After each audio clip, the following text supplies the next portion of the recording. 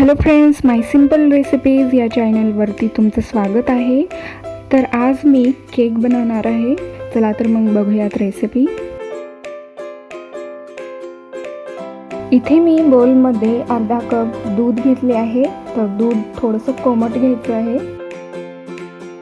आता त्यामध्ये 2 tablespoon cocoa powder घालूया।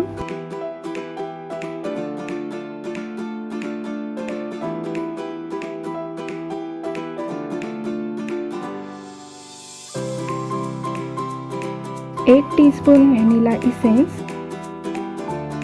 अर्धा कप पिठी साखर, 1/4 कप तेल घालूया।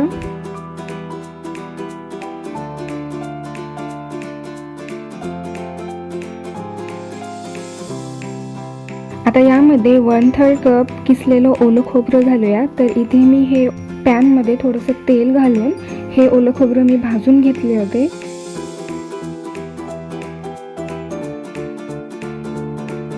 1 टीस्पून बेकिंग पावडर आणि 1 टीस्पून बेकिंग सोडा।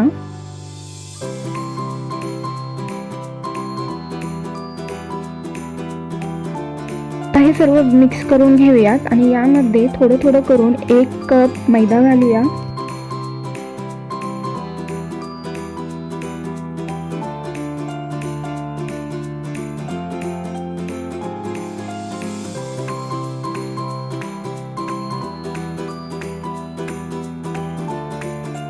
इथे हे केकचं बॅटर बनवून झालेलं आहे। आता आपण केकच्या टिनला तेल लावून घेऊया।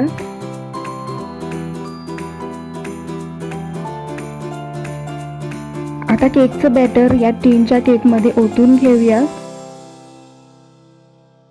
केकच्या टिनला 3 वेळा टॅप करून घ्यायचं आहे।